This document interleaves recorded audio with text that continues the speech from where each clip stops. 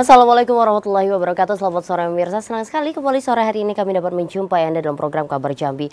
Program yang memang kami hadirkan untuk memberikan informasi, wawasan, pengetahuan, bahkan informasi dan yang dapat menginspirasi pemirsa dimanapun Anda berada. Nah, tema hari ini begitu menarik karena menyangkut dengan ras terkuat di bumi. Siapa itu? Perempuan. Kita akan membahas perempuan hebat.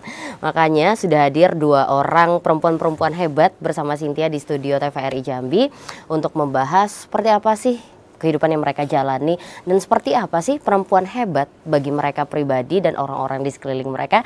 Akan kita bahas hari ini. Langsung saja kita sapa yang pertama, ada Santi Novia Sari SPD, penggerak komunitas belajar. Selamat sore Ibu. Sore Mbak. Sehat Ibu? Alhamdulillah luar biasa sehat. Luar biasa sehat, tapi kayaknya capek gitu. Iya, habis pulang tugas tadi langsung ke sini Mbak. Ngajar tadi habis dari sekolah ya tadi? Iya, ya, dari sekolah, sholat sebentar ke sini lagi. Tapi udah makan Ibu? Alhamdulillah udah makan. Baik, kalau belum makan nanti kita pesen makan. Kita makan di sini Bu. Terima kasih Ibu Santi. Iya. Nah, kalau yang satu ini tidak asing lagi ya. Udah warawiri di TVRI Jambi, pokoknya kasih narasumber ini dan itu bisa semua. Ini dia Kak Weni Ira Reverawati, aktivis perempuan. Selamat sore Kak. Sore. Sehat Kak? Alhamdulillah. Sudah lama ketemu ya Kak ya? Iya, lama sekali ya. Hampir setahun kali ada ya Kak ya? Kayak gimana dengan cuaca ekstrem ini? Apakah mengganggu kesehatan Kak? Ya, kalau kita tidak berjaga-jaga akan mengganggu kesehatan. Iya. Makanya Kakak pribadi gimana? Banyak minum air putih. Banyak tipsnya ya, Iya. Biar nggak panas dalam dan sebagainya. Karena Sinta lumayan nih sariawan, jadi nggak berani lagi minum es. Aduh takut. Nih kita santai aja Kak, karena kita sama-sama perempuan ya. Apa kalau bahasanya tuh woman support woman ya Kak? Iya. Jadi sama perempuan harus saling mendukung gitu. Nah kita ke Bu Santi dulu, berbicara tentang perempuan hebat. Bu Santi ini mewakili tenaga pendidik juga, guru, bahkan terpilih menjadi guru penggerak dari Provinsi Jambi gitu. Boleh dong Kak ceritain Kakak sehari-harinya menjadi guru sejak kapan dan kenapa akhirnya tertarik sih untuk menjadi guru sebuah profesi yang mulia ini? Silakan. Ya, pada awalnya sih Mbak, saya tahun 2009 itu sayanya di PAUD, pendidikan anak usia dini. Jadi dengan terus bergelimang dengan anak-anak, jadi saya merasa suka, mungkin sudah panggilan jiwa ya Mbak ya. Terus pada tahun 2019 saya pindah haluan tuh, karena ada peraturan dari pemerintah harus linear. Jadi akhirnya saya mengambil PGSD dan sampai saat ini saya di SD Negeri 69 Kota Jambi Mbak. Ya. Terus kan sempat terpilih menjadi guru penggerak. Oh, gimana tuh ceritanya, prosesnya Kak? Jadi kebetulan Pak Menteri kita, Pak Nadiem Makarim mengadakan suatu program untuk guru penggerak. Jadi saya menyadari Mbak ya, saya masih banyak kekurangan, terutama di bidang wawasan, kompetensi saya, sebab saya punya prinsip bagaimana kita mencetak generasi muda, generasi anak-anak sementara gurunya tidak berkompetensi. Jadi itu yang harus catatankan, bahwa saya harus dulu menambah kompetensi saya dengan mengikuti guru penggerak, dengan yang luar biasa seleksinya Mbak. Sangat luar biasa. Berapa banyak tuh dari Provinsi Jambi? Apakah dia diberikan kuota setiap provinsi hanya dapat segini dan segini? Oh tidak. Jadi pada saat itu kita untuk pertama kali kita pemberkasan, yang kedua kita ada tes untuk pengisian esai dengan ada 5.000 karakter, 500 karakter, 700 karakter. Dalam waktu kita harus mengetik, kita berpacu dengan kecepatan. Jadi dengan tudet. Terus yang ketiga kita harus ada tes wawancara Mbak. Di wawancara inilah kita menghadapi pertanyaan asesor yang sangat luar biasa. Jadi alhamdulillah pada saat itu saya terpilih dan saya lolos sampai detik ini Mbak. Itu kapan tuh Kak dinyatakan lolosnya?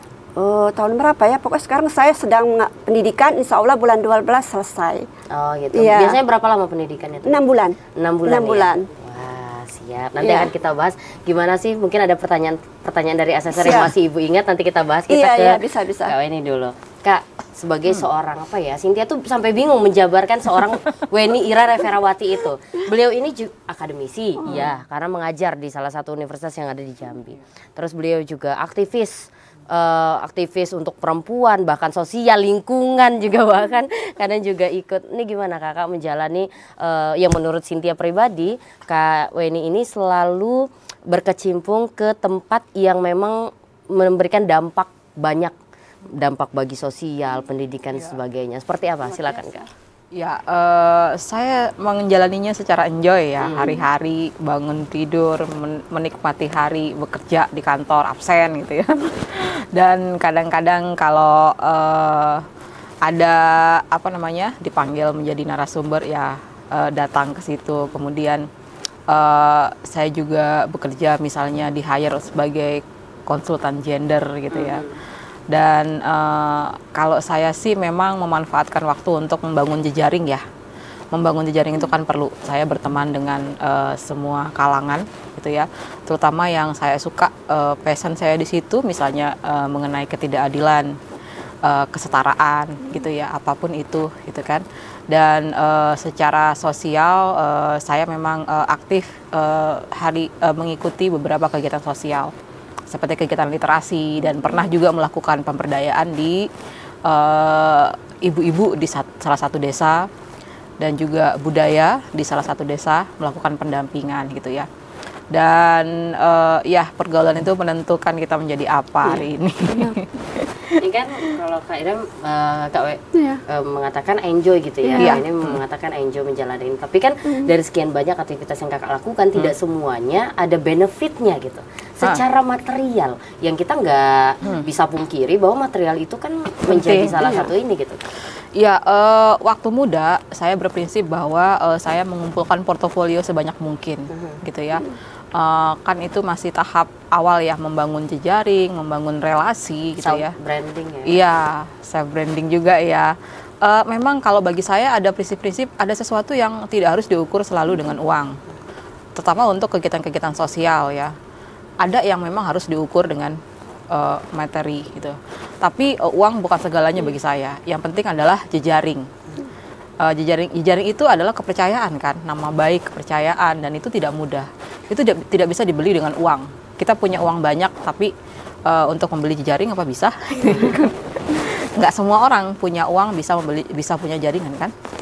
Itu. Tapi goals akhirnya apa Kak? Apakah dengan punya jejaring yang banyak, ujung-ujungnya kita bisa dapat income yang tinggi juga, atau apa goals Kakak sebenarnya? Kalau saya merasakan gini loh, rezeki itu ternyata dari pertemanan. Pertemanan itu kan dari jejaring. Nah, ternyata udah saya rasakan di akhir-akhir ini, gitu ya. Saya tidak pernah menyangka bahwa saya misalnya di hire menjadi apa-apa gitu ya, ngikutin proyek-proyek strategis nasional. Ternyata itu dari pertemanan. Kalau saya tidak pernah berteman, mungkin saya tidak akan mendapatkan itu.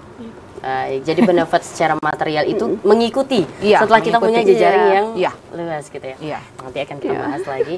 Ini lebih dalam karena Kak Weni ini kan harusnya dengan pekerjaan yang beliau miliki saat ini gitu, ia absen terus mengikuti perkuliahan, pulang sebenarnya sudah aman, tapi kenapa beliau memilih mencari kesibukan lain? Nanti kita bahas lagi. Kita ke Bu Santi. Bu, tadi kalau Ibu mengatakan bahwa ini adalah panggilan hati gitu ya, karena Cynthia pribadi Bu, karena Cynthia juga SPD ya Kak ya, Cynthia juga belajar dan pernah PPL ngajarin anak-anak dan tahu gimana, oh my god gitu, menguras pikiran, tenaga, emosi semua terkuras, dan Cynthia angkat tangan Bu, Cynthia nggak bisa rasanya gitu.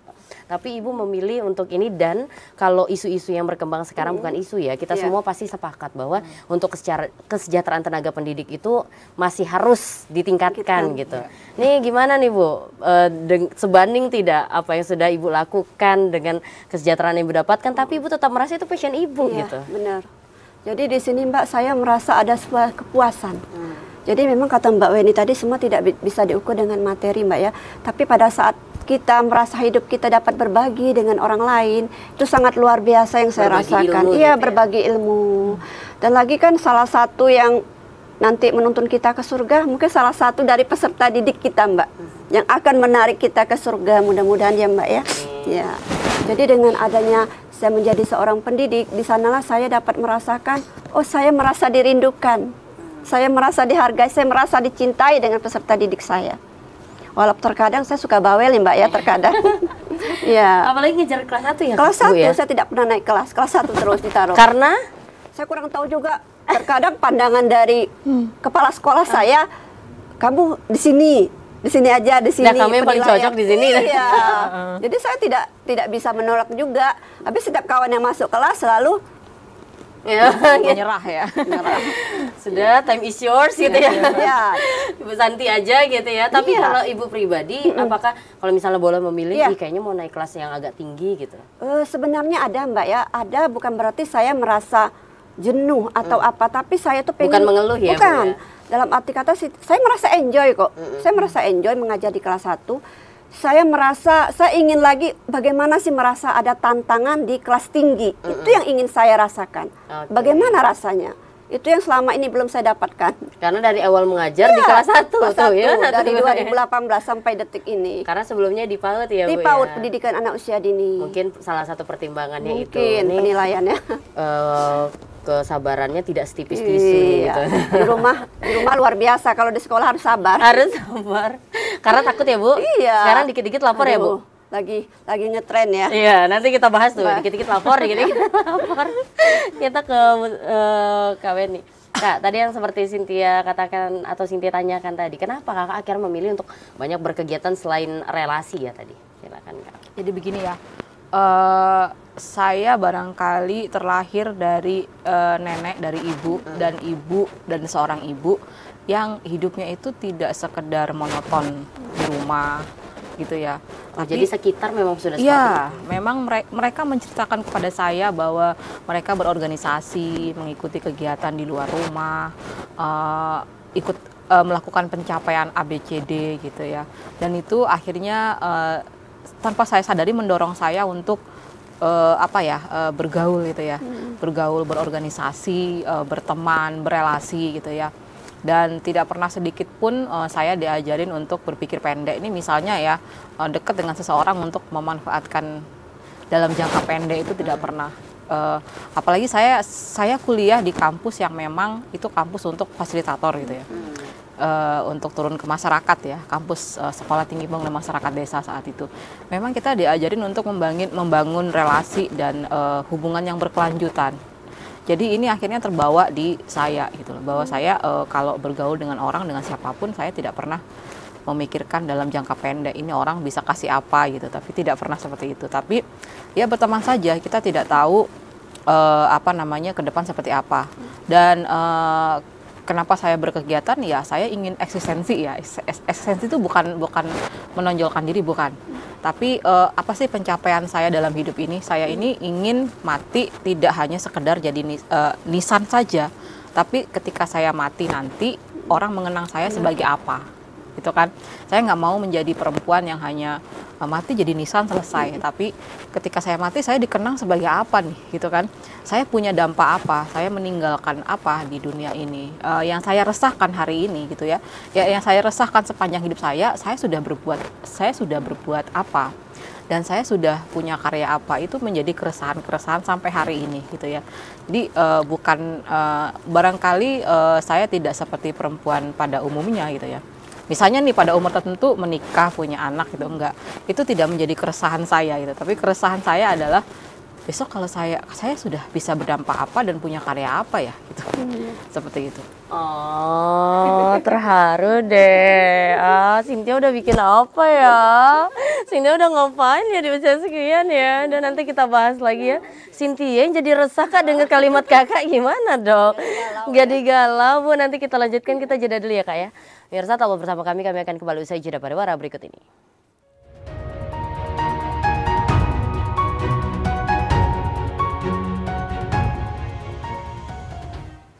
Pemirsa, masih bersama kami dalam program Kabar Jambi dengan tema kita pada hari ini adalah perempuan hebat. Masih bersama dua orang narasumber begitu luar biasa. Ada Bu Santi dan juga Kak Weni yang sudah ada bersama kita di sini. Perempuan-perempuan hebat dengan jalan ceritanya sendiri-sendiri. Kita ke Bu Santi lagi. Kalau tadi sudah galau dengan kalimat dari Kak Weni, kita dengerin ini dulu nih, pengalaman dari Bu Santi ketika menjadi guru penggerak gitu. Sebenarnya mungkin banyak yang belum tahu apa sih goals atau tujuan guru penggerak ini dan apa-apa aja kegiatan yang dilakukan oleh guru penggerak. Silakan. Begini Mbak ya, pada umumnya saya mengikuti program guru penggerak ini ingin meningkatkan kompetensi. Itu yang pertama, karena setelah saya baca, saya cari informasi bahwa disitulah sebuah wadah untuk kita sebagai pendidik, khususnya untuk menambah kompetensi kita. Yang kedua, disitu sangat luar biasa Mbak. Dalam pendidikan 6 bulan itu kami saling berkolaborasi. saling berkolaborasi antara, di sini tidak ada batasan Mbak. Jadi kami semua pendidik dari SD, SMP, SMA itu semua digabung. Dan usianya pasti berbeda-beda Berbeda-beda. juga. Jadi di sanalah kami belajar untuk berkolaborasi. Juga yang tidak luar biasa sekali Mbak ya, ini fasilitator kami, pengajar praktik kami yang selalu memberi support. Ya mungkin dengan tugas yang sangat luar biasa, tapi setelah saya jalani pada saat ini, enjoy rasanya Mbak. Bisa kok terlewati gitu bisa ya. kok, walaupun terkadang sambil ya Allah gitu ya Mbak ya. Iya, tapi setelah saya jalani memang saya harus, intinya saya harus bisa memanage waktu. Kapan saya harus melaksanakan semua tugas-tugas di guru penggerak, kapan saya melaksanakan tugas sebagai seorang guru di sekolah. Jadi memang harus saya bisa untuk memanage diri saya, mengatur waktu Mbak. Lalu guru penggerak ini hadir di sekolah seperti apa Bu? Apakah untuk merubah apa yang akan dicapai? Ya, pada intinya bahwa kami adalah sebuah ini Mbak ya, kami berarti bukan sebuah yang superhero, tapi sekarang ini boomingnya bahwa guru penggerak itu superhero yang harus serba bisa. Padahal tidak, kami malah sebagai pendongkrak. Ayo kita sama-sama, ayo kita berkolaborasi. Bagaimana sih di sekolah sekarang kan ada komunitas belajar tuh. Jadi saya termasuk di komunitas belajar penggerak di satuan pendidikan. Jadi bagaimana saya menemukan sebuah inovasi-inovasi supaya bagaimana di satuan pendidikan saya, khususnya di SD Negeri 69, bagaimana satuan pendidikan saya itu bisa maju Mbak. Terus saya harus bisa mengajak rekan sejawat saya khususnya Mbak ya di SD Negeri 69. Ayo kita berubah. Ayo kita sama-sama, jangan terlalu lama di zona nyaman. Itu aja Mbak. Jadi saya sangat luar biasa memang. Sangat luar biasa, saya harus memotivasi. Terus yang kedua, harus adanya perubahan di peserta didik khususnya Mbak. Karena sini pada intinya kita berfokus kepada peserta didik. Jadi kan sekarang ada kurikulum merdeka. Jadi sekarang objek itu bukan guru lagi, tapi peserta didik kita. Bagaimana kita bisa menggali potensi dan minat anak kita. Sebenarnya anak ini minatnya di mana sih? Bakatnya di mana? Jadi anak itu merasa nyaman. Tidak seperti dulu lagi, buka halaman, kerjakan. LKS. Jadi kita tidak seperti itu lagi. Zaman Cynthia tuh. Iya.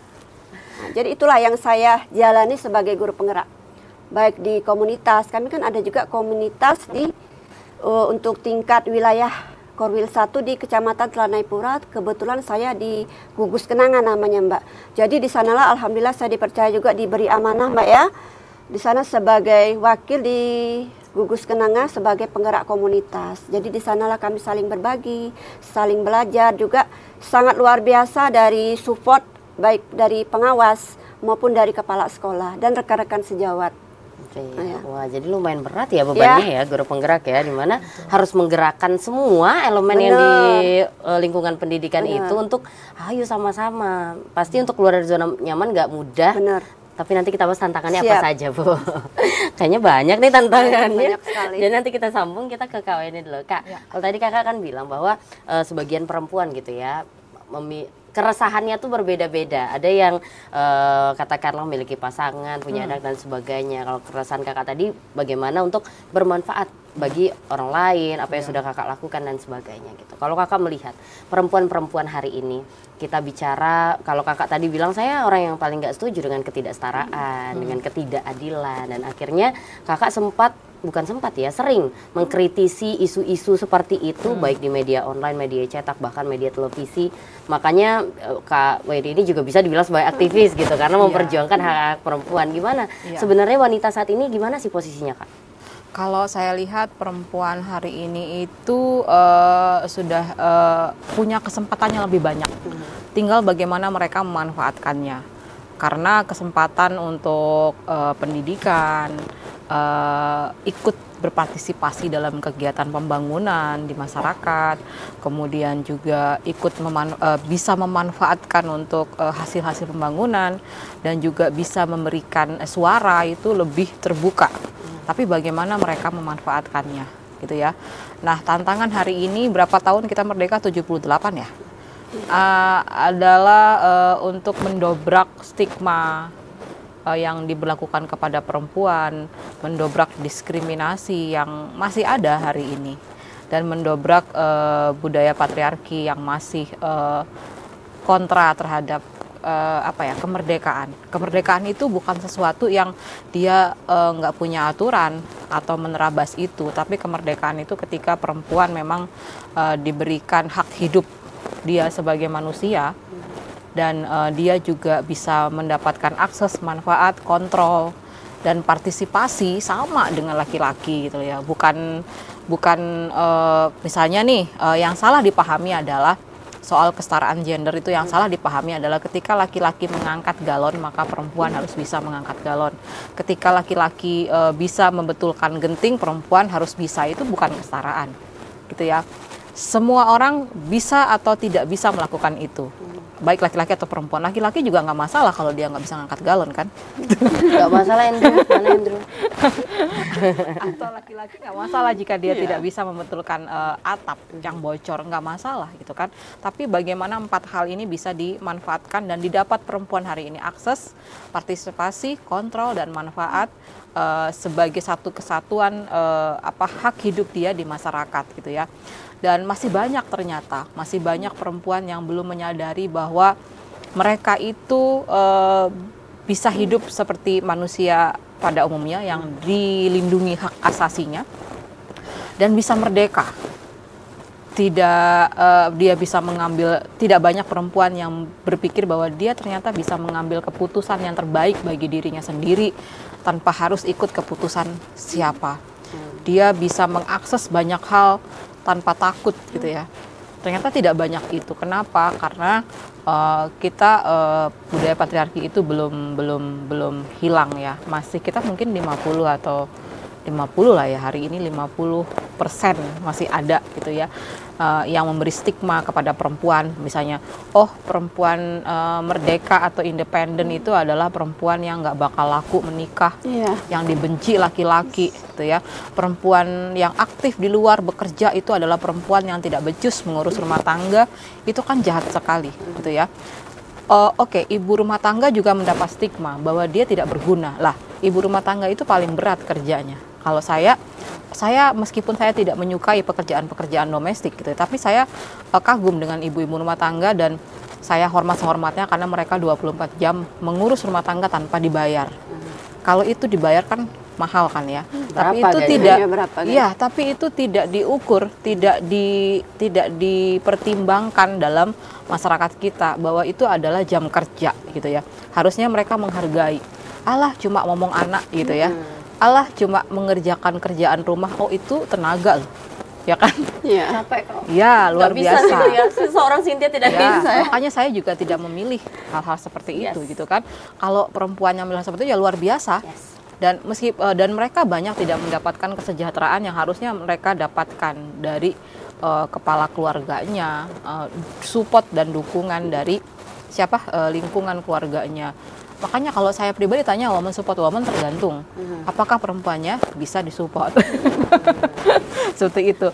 Nah, jadi kalau saya lihat perempuan hari ini punya akses yang luar biasa gitu ya.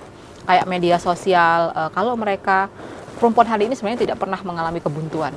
Kenapa? Kalau dia tidak bisa curhat di lingkungan sekitar dia, ada grup-grup tertutup di media sosial tempat dia curhat dan mereka bisa mendapatkan alternatif jawaban dan pandangan dari masalah yang mereka hadapin. Itu kan luar biasa. Kalau zaman dulu pasti nggak bisa. Larinya akhirnya sumbatan-sumbatan itu larinya kemana? Kekerasan terhadap anak, ya kan? Bunuh diri. Iya, bunuh diri jarang kalau dulu, ya kan? Sekarang kayak iya sekarang. Yang malah lebih ini ya. Karena itu tumpukan ya, kita tidak bisa menyangkal bahwa itu tumpukan-tumpukan lama dari hal-hal toksik di generasi sebelumnya. Kalau zaman dulu pasti ya kemana larinya anak yang akan dihajar, ya kan? Ya, makanya keras-keras ya Kak ya. Iya, seperti itu. Banyaklah informasi ya. Nah, gimana perempuan hari ini bisa memanfaatkannya? Tapi ternyata hari ini 78 tahun Indonesia merdeka, sekali lagi perjuangan kita belum selesai karena ternyata masih banyak perempuan yang hidup di bawah, yang tidak punya privilege seperti kita ini untuk bisa menikmati hal-hal yang memang harus dinikmati bersama gitu ya. Jadi banyak perempuan yang masih tidak berpendidikan ada gitu ya. Banyak perempuan yang kurang literasi karena dia tidak berpendidikan dan karena lingkungannya miskin dan tidak bisa mendapatkan akses itu banyak sekali. Itu yang menjadi apa ya? Saya kira masalah-masalah domestik perempuan belum pernah selesai sampai hari ini. Perlu kita bersama untuk saling bahu-membahu mengatasi ini, gitu. Nah, jadi dan perempuan jangan dibentur-benturkan. Ibu rumah tangga tidak bisa dibenturkan dengan perempuan pekerja, perempuan yang kurang berjejaring dan kurang eksistensi jangan dibenturkan dengan perempuan independen yang dia sangat merdeka. Itu tidak akan cocok, gitu ya. Tugas kita adalah mengangkat ini banyak pernikahan anak, banyak perempuan yang masih terjerat ke dalam lingkaran kemiskinan yang tidak selesai, dan itu menjerat mereka ke dalam kekerasan dalam rumah tangga, kemudian kekerasan seksual, femisida dan lain-lain sebagainya. Ini masih PR bersama.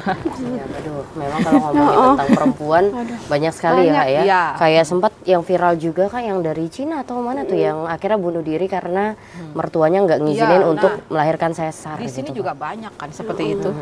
Kenapa sih kita harus memberlakukan standar kita dengan standar orang lain, gitu ya? Nah, kebetulan ibu saya tidak pernah mendidik saya untuk standar dia dipakaikan ke standar saya, itu tidak pernah. Gitu. And how lucky you are, Kak. Iya, makanya itu privilege kan. Yes. Seperti itu. Dan semoga kalau nanti saya punya mertua juga tidak seperti itu. Luar biasa. Ini jadi kekerasan berbasis gender ini tidak hanya laki-laki pelakunya, perempuan sendiri. Jadi kalau bilang woman super woman, tidak semua woman ternyata mendukung woman juga. Iya, harus. Jadi saya pikir begini, maka saya akan mendukung perempuan yang memang perlu didukung.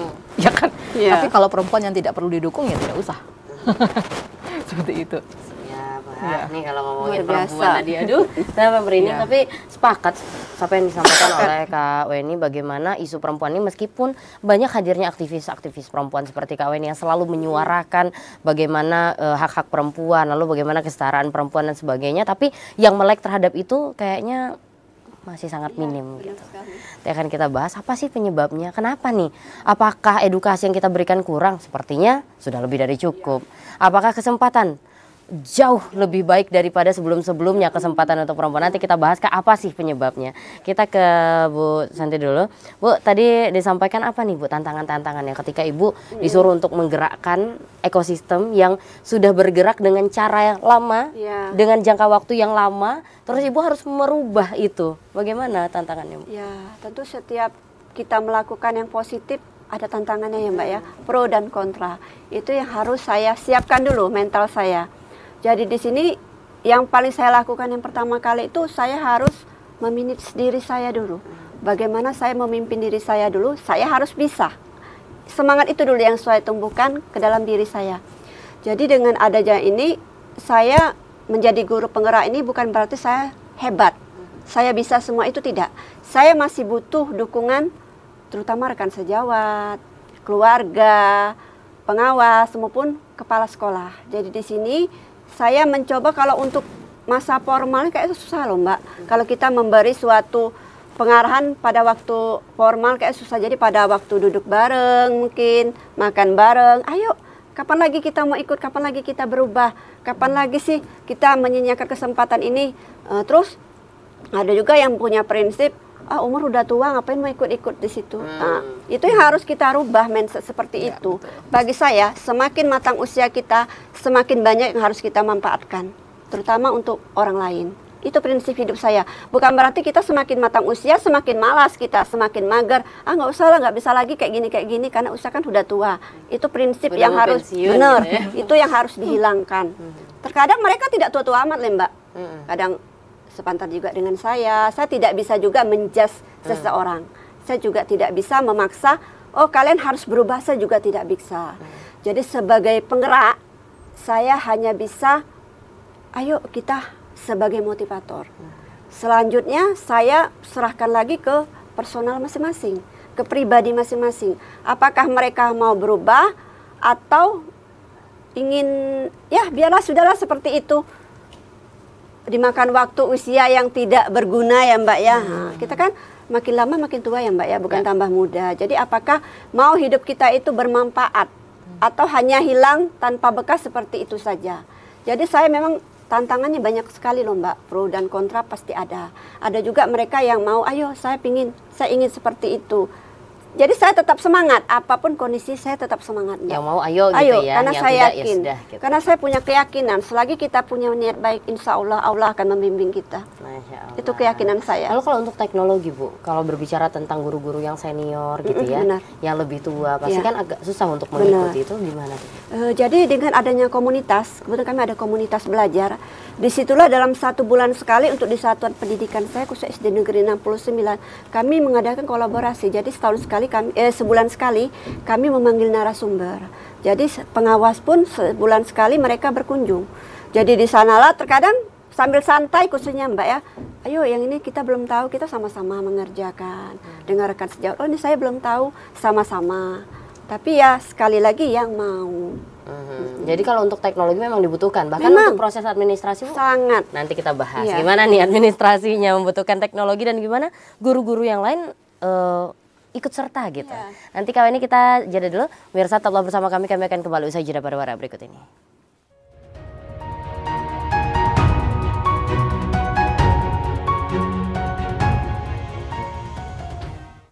Pemirsa masih bersama kami dalam program Kabar Jambi dengan tema kita pada hari ini adalah perempuan hebat. Masih bersama 2 orang narasumber begitu luar biasa. Dan di segmen kali ini kami mengajak Anda untuk berpartisipasi aktif bersama kami melalui sambungan telepon di 0741666385 atau melalui nomor telepon di 08117433 seperti yang tertera di layar kaca Anda. Perempuan laki-laki boleh banget gabung, nggak harus perempuan kok. Nah, jadi kita ke KW nih, tadi sudah terputus di Bu Santi. Kak, tadi kalau kita berbicara tentang yang perempuan, bagaimana banyak sebenarnya masalah-masalah perempuan yang belum teratasi, belum ada solusi bahkan. Apa sih Kak yang menyebabkan begitu sulitnya untuk kita mengentaskan permasalahan-permasalahan perempuan ini? Silakan. Kalau pendapat saya sih ada beberapa, sebenarnya gini ya, solusi hari ini banyak. Tapi solusi itu kadang-kadang terbentur kepada beberapa kondisi perempuan ya. Ternyata pendidikan itu kan privilege. Tidak semua perempuan bisa mengakses pendidikan. Kenapa? Karena masih banyak perempuan yang tidak diberikan akses itu di keluarganya karena beberapa kondisi kemiskinan. Yes. Nah, Tidak ada pilihan ya? Ya, kemiskinan ini sangat struktural di negara kita dan ini menjadi mata rantai ketidakadilan terhadap perempuan gitu ya, sehingga dalam kondisi yang sangat miskin siapa yang menjadi korban? Perempuan dan anak gitu ya. Misalnya dalam kondisi keluarga yang miskin siapa yang didahulukan sekolah? Laki-laki dibandingkan perempuan. Yes. Ya kan? Karena dia akan jadi kepala keluarga seperti itu. Iya. Nah, ini masih terjadi. Saya melihat beberapa kasus banyak ya di Indonesia, terutama di beberapa daerah, kenapa perempuan itu menikah di usia muda gitu ya. Dan anak, usia muda itu terlalu dini ya, misalnya 18, 19, 17, kalau anak-anak 17, 16, 15. Karena mereka berpikir bahwa ketika mereka ini menikah, maka beban itu akan beralih ke laki-laki. Ini dalam kondisi keluarga yang miskin ya. Nah, ternyata ketika mereka menikah, mereka menemukan lagi masalah-masalah ekonomi. Ini ekonomi, kalau kemarin ekonominya dengan keluarga. Ini ekonominya dengan Keluarga yang baru. Iya, keluarga yang baru, laki-laki dan mertuanya. Kemudian ya tadi perempuan akan selalu menjadi korban. Gitu ya. Kebutuhan mereka tidak terpikirkan. Kesehatan mereka tidak terpikirkan. Keselamatan hidup mereka tidak terpikirkan ketika dalam kondisi-kondisi yang demikian. Contohnya gini, ada dalam kondisi miskin ini ya, ibu-ibu yang hanya diberi nafkah 10.000 seminggu atau 50.000 seminggu, dan itu harus cukup. Nah, ini kan belum mikirin kesehatan loh, ya, belum mikirin kebahagiaan. Kebahagiaan itu kan misalnya dia bisa me time, bisa menikmati makanan yang lebih enak, pakaian yang bagus, itu kan tidak harus mewah gitu. Dia sudahlah dia dilarang bekerja, dia hanya dinafkahi yang sedemikian, menanggung beban yang sedemikian. Dan itu kompleks ya, permasalahannya sangat kompleks. Nah, ini akhirnya menjadi mata rantai. Makanya masih banyak kasus ibu melahirkan yang meninggal, perempuan yang tidak terlayani kesehatannya gitu ya. perempuan yang kemudian melahirkan generasi stunting, generasi yang kurang gizi, yang meneruskan hal-hal seperti itu lagi, gitu ya, seperti itu. Dan akhirnya juga masih banyak pandangan-pandangan stigma-stigma terhadap perempuan yang seharusnya hari ini sebenarnya hilang, seperti misalnya bahwa perempuan harus kebahagiaan perempuan itu tidak harus menjadi ibu dan anak gitu ya, tapi mereka bisa bahagia dengan apapun perannya, jadi ibu, jadi istri, atau tidak menjadi istri, tidak menjadi ibu gitu, menjadi perempuan pekerja atau menjadi ibu rumah tangga, itu terserah deh, mereka pilih. Gitu, seperti itu. Nah, ternyata kebahagiaan doktrin-doktrin kebahagiaan yang perempuan itu bahagia ketika dia menjadi kebahagiaan sejati perempuan ketika menjadi istri dan ibu. Lah, itu kan menghadapi lagi kalau dalam kondisi yang seperti itu bagaimana? Kondisi yang saya terangkan di atas gitu. Ketidaktercukupan, kemudian hilangnya suara perempuan, diskriminasi terhadap perempuan gitu ya. Dan itu belum lagi ketika mereka bertemu dengan lingkungan yang memang penuh dengan kekerasan seksual, baik di keluarganya maupun di publik atau di masyarakat. Mereka bisa apa? Gitu. Dan strateginya orang-orang yang tidak suka dengan hal ini adalah membenturkan perempuan pekerja dengan ibu rumah tangga, perempuan berpendidikan dengan dibanding-bandingin ya. Iya, dengan yang tidak gitu ya. Padahal siapa yang kemudian bisa mengangkat perempuan ketika menjadi korban? Sesamanya yang punya privilege pendidikan. Ya kan? Yes. Siapa yang bisa menolong perempuan ketika mereka dalam kondisi kemiskinan? Yang paling terdekat ya perempuan yang mandiri dulu gitu ya kan. Seperti itu ya kan. Kayak ibu Santi, Santi ya. Saya yakin ketika dia hidup di keluarganya, dia akan menolong keluarganya lebih banyak dibandingkan dengan yang tidak punya privilege seperti dia, gitu ya. Jadi ada satu buku yang bilang bahwa menolong perempuan adalah menolong satu generasi, benar, ya kan? Ya kan? Ketika keluarga mementingkan pendidikan perempuan, maka yang tertolong adalah bergenerasi keluarga itu. Nanti Ibu Santi mungkin bisa merasakan itu ya. Benar kan, Bu? sekali. Ya kan? Tidak hanya di anak, tapi juga di saudara, di tetangganya, di masyarakatnya, gitu ya. Seperti itu. Nah, jadi stigma-stigma yang mengatakan ya udah anak laki-laki dulu yang sekolah karena dia akan jadi kepala keluarga, ya bagaimana dengan perempuan yang akan membentuk generasi baru gitu ya kayak. Harusnya memang stigma-stigma seperti ini yang sudah berubah. Tapi kalau dari menurut Kak Weni sendiri, apakah stigma itu sudah mulai berkurang dari tahun ke tahun? Iya, karena hari ini generasi-generasi depan itu lebih mencair. Ya, banyak laki-laki yang terbarukan dengan pandangan-pandangan ya milenial juga milenial. Ya. Okay. Milenial dari milenial lah ya. Dari milenial itu banyak laki-laki yang memiliki pandangan terbarukan, kesetaraan dan keadilan gitu ya. Bahwa hidup ini cair gitu loh. Kita saling menghormati eksistensi masing-masing. Istri nggak bisa masak nggak masalah, gitu, ya kan?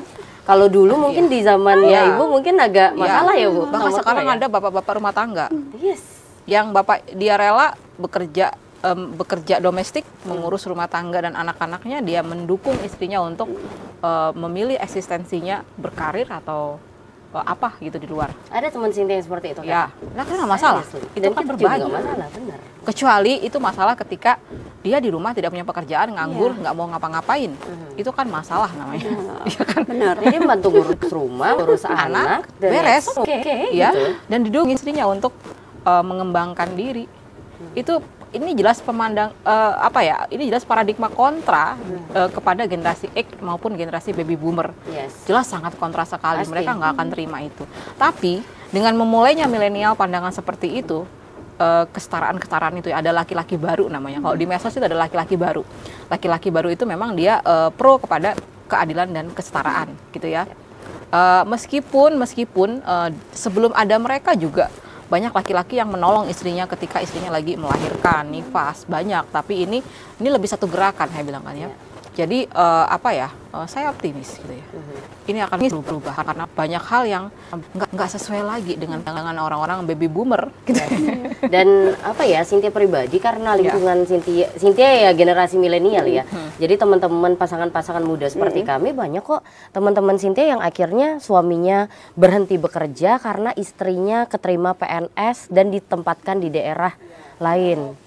Sekolah ke luar negeri atau sekolah dan akhirnya ikut dan untuk kami pun ya biasa aja tapi nggak tahu kalau mertua ya Kak ya.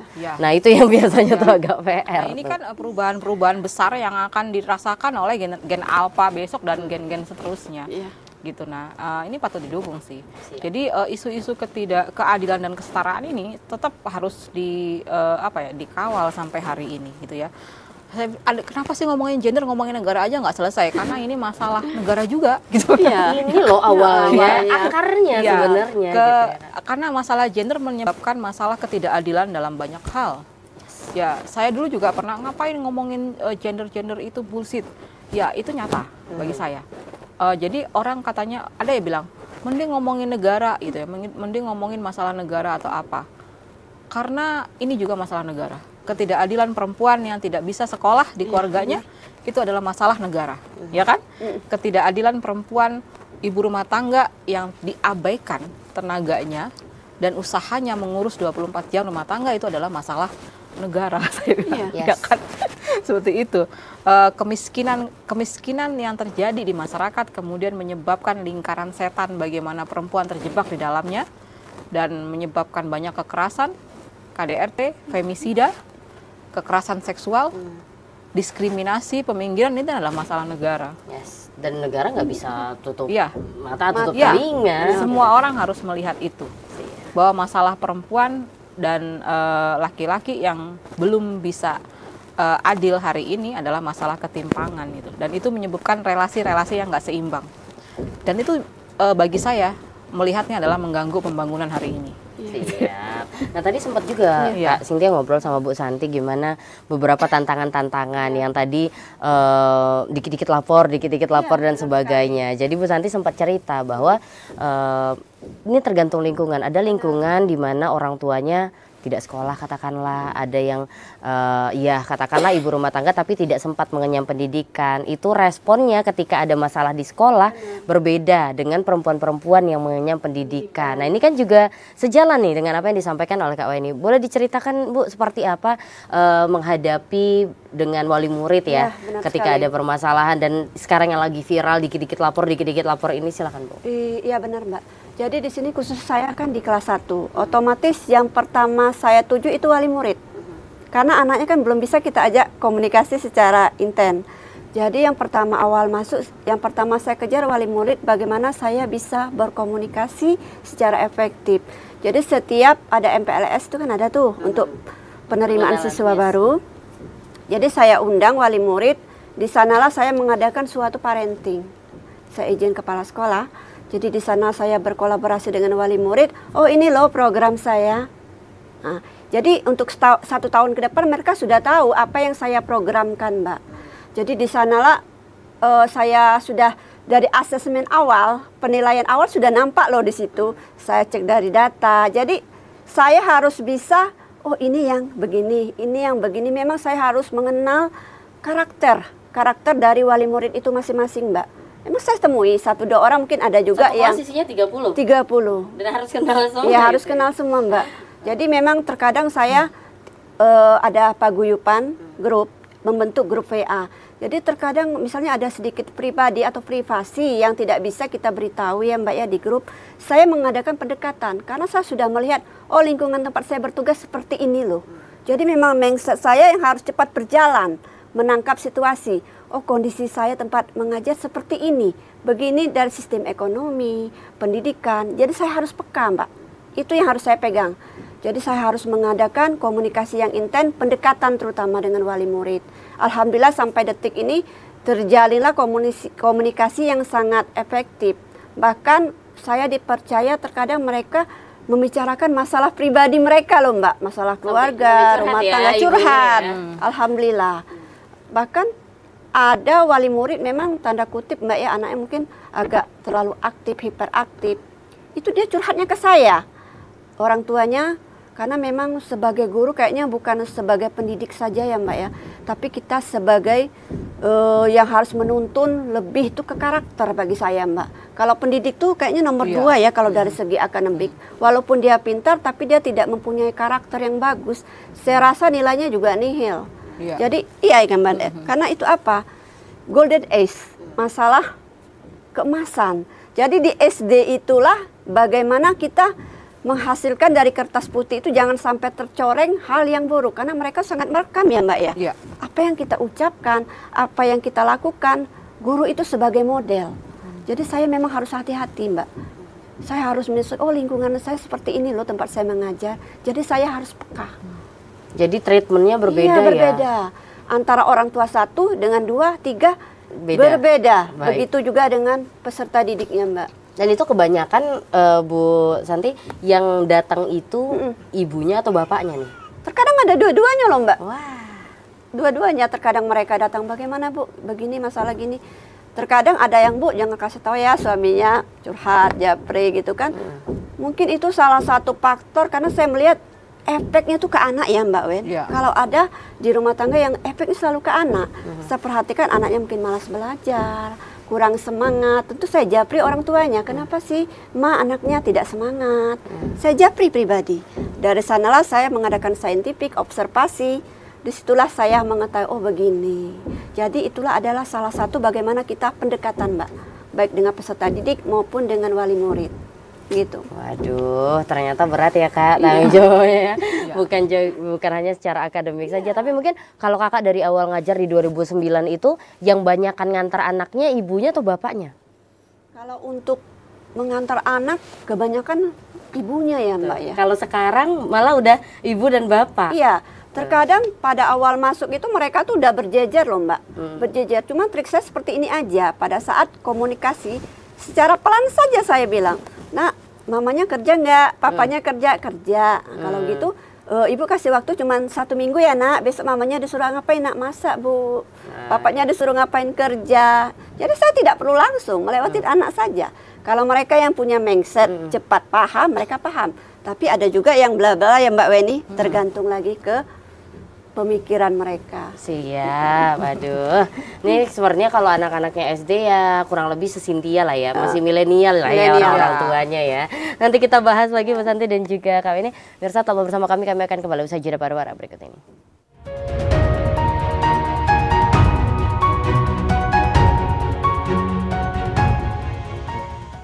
Mirsa masih bersama kami dalam program Kabar Jambi dengan tema kita hari ini adalah perempuan hebat, masih bersama seorang pendidik. Ada Ibu Santi, seorang guru gitu ya, dan juga Kak Weni Ira sebagai akademisi dan juga aktivis perempuan. Tapi tidak terasa ini sudah masuk ke segmen terakhir, waktunya untuk pernyataan penutup ataupun closing statement. Langsung saja closing statement yang pertama, Kak Weni silakan. Ya, saya kira perempuan hebat hari ini adalah perempuan yang bisa merdeka gitu ya. Dan dia ketika dia merdeka, ketika dia memiliki privilege, dia bisa menolong sesamanya. Apapun itu gitu ya, laki-laki, perempuan, anak-anak gitu. Dan ibu-ibu rumah tangga bukan perempuan yang tidak hebat. Ibu-ibu rumah tangga adalah perempuan yang hebat karena pekerjaannya tidak pernah diperhitungkan dan dia tidak dibayar.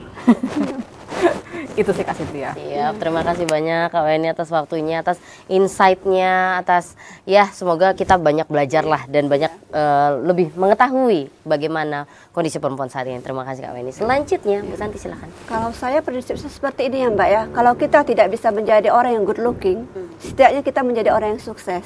Tapi kalau kita juga tidak bisa menjadi orang yang sukses, setidaknya kita bisa bermanfaat bagi orang lain. Asik, jadi intinya bermanfaat untuk orang lain. Terima kasih Bu Santi sekali lagi atas waktunya. Semoga nanti kita ngobrol-ngobrol lagi lah Kak ya, tentang isu yang lebih spesifik mungkin tentang ketidaksetaraan perempuan. Dan pemirsa, demikianlah program Kabar Jambi hari ini seperti yang disampaikan oleh narasumber. Semua perempuan itu hebat ketika bisa berdaya, apapun profesinya, apapun pekerjaannya, semuanya hebat asalkan merdeka dan juga berdaya serta bermanfaat bagi orang lain. Wassalamualaikum warahmatullahi wabarakatuh.